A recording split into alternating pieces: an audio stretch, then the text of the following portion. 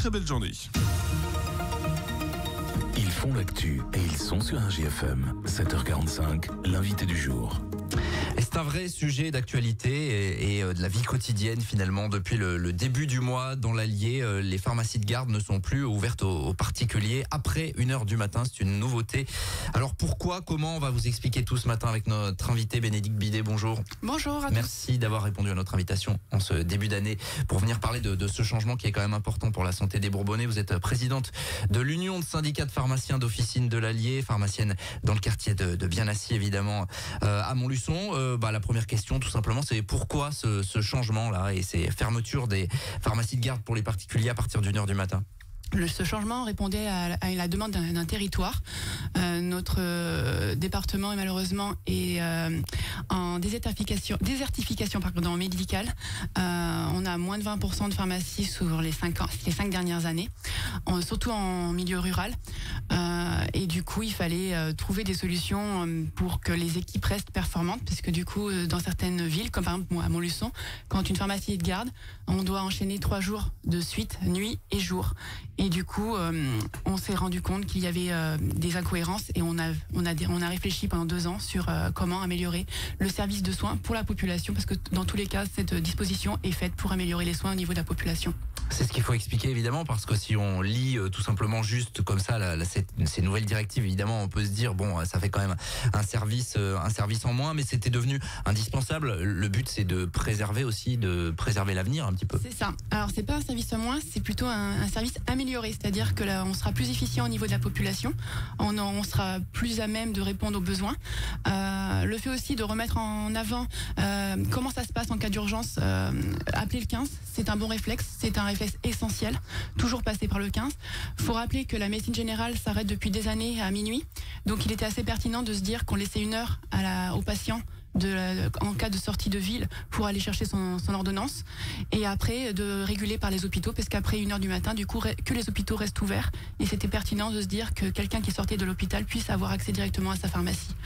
Le but aussi, c'était de limiter les accès entre guillemets abusifs, les quelques incivilités que l'on peut rencontrer, comme j'expliquais dans certains journaux, etc. Le fait de demander du shampoing, du gel douche, du Viagra à 3h du matin, ce n'est pas quelque chose qui relève de l'urgence. C'est aussi le fait aussi de réapprendre aux patients la notion d'urgence. Qu'est-ce qu'une urgence ? Oui, il y a besoin de travailler là-dessus d'une manière générale. Donc l'organisation depuis le 1er janvier, c'est celle-ci. Pharmacie de garde ouverte jusqu'à 1h du matin. Ça, il n'y a pas de changement finalement. Et ensuite, si vraiment besoin de médicaments d'urgence, eh bien c'est le lien il est fait avec l'hôpital en fait. C'est ça, donc du coup, on a mis en place un service unique, c'est-à-dire que l'hôpital a un numéro direct qui lui est réservé. Ce téléphone est là que pour l'hôpital, les 3 hôpitaux du département. Donc il a un accès direct à la pharmacie de garde. Du coup, dans ce cas-là, directement, il n'y a aucune attente par rapport à ça. Et du coup, ça permet à l'hôpital de joindre directement la pharmacie qui est la plus proche de chez lui, parce que du coup, on a distingué 3 secteurs, un pour Moulins, un pour Montluçon et un pour Vichy. On rappelle comment ça fonctionne d'ailleurs les pharmacies de garde, c'est par secteur dans chaque... On a beaucoup de secteurs, on en a à la base on en a 12-13 sur notre secteur, sur le département. Et là par contre, alors on a des secteurs, faut pas oublier qu'en semaine on en a moins qu'en week-end, puisqu'il y a des secteurs qui tournent que le week-end, des secteurs qui tournent que la semaine et le week-end. C'est donc assez complexe, mais en tout cas à partir de 1h du matin il y aura 3 secteurs principaux, et le but c'est d'avoir bien sûr les secteurs les plus proches des hôpitaux. Donc du coup c'est-à-dire qu'une pharmacie qui sera vraiment en rural et très éloignée de l'hôpital finira sa garde à 1h du matin, ce qui peut aussi augmenter l'attractivité pour un titulaire qui souhaite partir en retraite et qui veut revendre son officine à un jeune.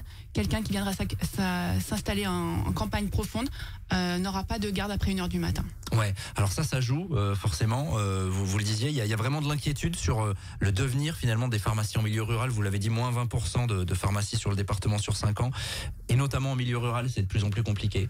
C'est ça, c'est de plus en plus compliqué. On a des exemples, par exemple en Mayenne Montagne, les pharmacies sont de garde 1 semaine sur 3, ce qui est quand même très handicapant. C'est-à-dire que pendant 1 semaine sur 3, vous êtes tout le temps là. Donc du coup, c'est assez contraignant pour ces pharmaciens-là.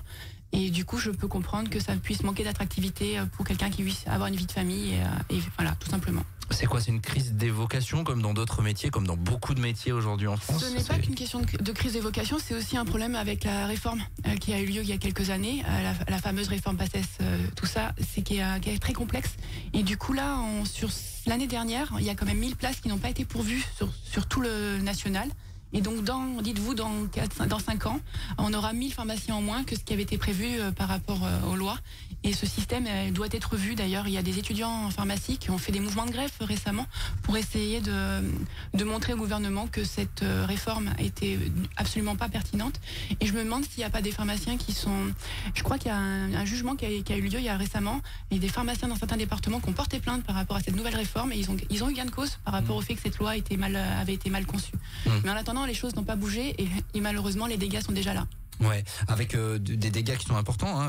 Quand on prend les zones rurales, on sait que la pharmacie évidemment en termes de santé est importante, mais ça va au-delà finalement le rôle du pharmacien dans une petite commune rurale de l'Allier aujourd'hui. Oui, on a beaucoup de services de conseil. On est là aussi pour écouter les patients, pour les orienter aussi simplement. On a le 15 évidemment qui est l'endroit essentiel entre guillemets s'il y a en cas de besoin. Mais beaucoup de gens ont le réflexe de venir à la pharmacie pour demander conseil. Concrètement parlant, j'ai une dame la semaine dernière qui est venue avec une balafre énorme sur sa cuisse. Elle me dit qu'est-ce que je fais? Je me suis coupée avec un cutter. En voyant la jambe, je me suis dit il faut aller tout de suite à l'hôpital. Il y a pas, voilà, on a un rôle de conseil puisque du coup les gens se tournent souvent vers nous parce qu'on est tout le temps ouvert. Exactement, c'est ce que j'allais vous poser comme question. On connaît les difficultés d'accès aux soins dans le département, pas que dans le département évidemment, mais souvent justement la pharmacie, ça reste l'endroit où on sait qu'on va trouver porte ouverte, on va pouvoir trouver un conseil. Vous le voyez là, c'est clair avec cet exemple que vous donnez, ça vous le ressentez? Oui, on le ressent. Après, on a la chance d'avoir pour la population et c'est pour ça que c'est très important de garder le maillage officinal. Notre pouvoir, il est là. C'est le fait d'avoir une répartition très très bonne sur le territoire. Il ne faut pas changer cette répartition et il faut pouvoir répondre aux besoins de la population au maximum. Et du coup, il fallait réfléchir à ça parce que dans certaines villes, honnêtement, et puis certaines personnes aussi qui se retrouvent assez âgées, faire des gardes 3 jours de suite, jour et nuit, autant vous dire que le 3e jour, au niveau efficacité, l'efficacité est plus là. Et il y a des dangers du coup pour la santé parce qu'on peut faire des erreurs de délivrance. Ça, il faut aussi prendre conscience du fait qu'on reste des humains. Ouais, bien sûr. Cette nouvelle mesure, elle est donc appliquée depuis 10 jours, là, depuis le début de l'année. Vous avez déjà un premier retour ou c'est un peu... Pour le moment, alors je regarde régulièrement. Pour le moment, les hôpitaux n'ont pas eu besoin d'appeler les pharmacies de garde, parce que je regarde tous les matins. J'ai pas regardé ce matin, j'avoue. Mais ça veut dire que les gens comprennent, la gestion se fait bien. J'ai des pharmaciens qui m'ont contacté, les gens ont bien compris. Ça se passe bien. Ça se passe très bien. Et après, on a aussi communiqué auprès comme vous avez vu, c'est une affiche qui a été faite avec les CPTS, avec les hôpitaux, avec tout le monde, avec le syndicat des médecins. Enfin, on a fait ça de manière collégiale et je remercie beaucoup d'ailleurs tous les médecins qui m'ont aidé pour la rédaction de cette affiche. Et le fait d'avoir eu un soutien de toutes les professions sur ce sujet, parce que du coup ça concerne tout le monde. Oui, c'est quelque chose de collectif, c'est pas les pharmaciens qui l'ont décidé. Non, alors la réforme on l'a décidé, mais on l'a présentée officiellement à la préfecture au CODAMUPS.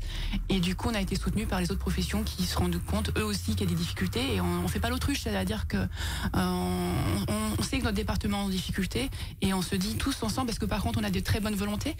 On a des médecins très investis sur notre territoire, par exemple le docteur Kouach qui est président de notre CPTS. On a des présidents aussi très investis dans les autres, comme la ville de Moulins, le docteur Domenech ou le docteur Guillaume de Gardel ou Maxence Bouvier, qui sont aussi très impliqués dans la vie de tout le département niveau santé.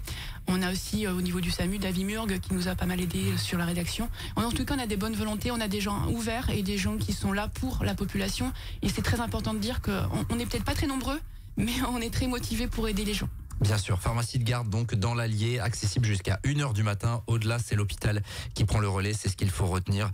Évidemment, en ce début d'année, il y a des difficultés qui se cumulent pour les pharmaciens comme pour d'autres professions évidemment. On parle aussi beaucoup dans l'actualité nationale des pénuries de médicaments, ça c'est votre quotidien également? Ah, c'est notre quotidien, on perd à peu près 1 heure à 2 heures par jour pour chercher des médicaments. Donc on a des gens très compréhensifs, mais on a des personnes beaucoup moins compréhensives. J'en avais déjà parlé avec vous dans un autre sujet, on avait évoqué le même problème, c'est qu'on a une sorte d'obligation normalement de stabilité. On a horreur de devoir changer de molécule et du coup de boîte tous les mois aux patients âgés. La Sécu normalement nous oblige à respecter une certaine stabilité dans les molécules, mais là on n'en est plus là. Maintenant c'est qu'est-ce qui est disponible et comment peut-on faire pour réussir à finir une ordonnance complète. Et du coup on a des patients agressifs qui vont repartir agacés, qui vont même pas chercher, et en disant qu'on n'a rien, alors que c'est pas qu'on n'a rien, c'est que on se retrouve avec à devoir changer quasiment quotidiennement. On n'a pas le même médicament tous les jours, on doit changer de marque. Donc c'est très compliqué au niveau logistique à pouvoir gérer. Vous êtes devenus des logisticiens en même temps. On doit vraiment gérer les stocks au plus juste, essayer d'avoir toujours la réponse.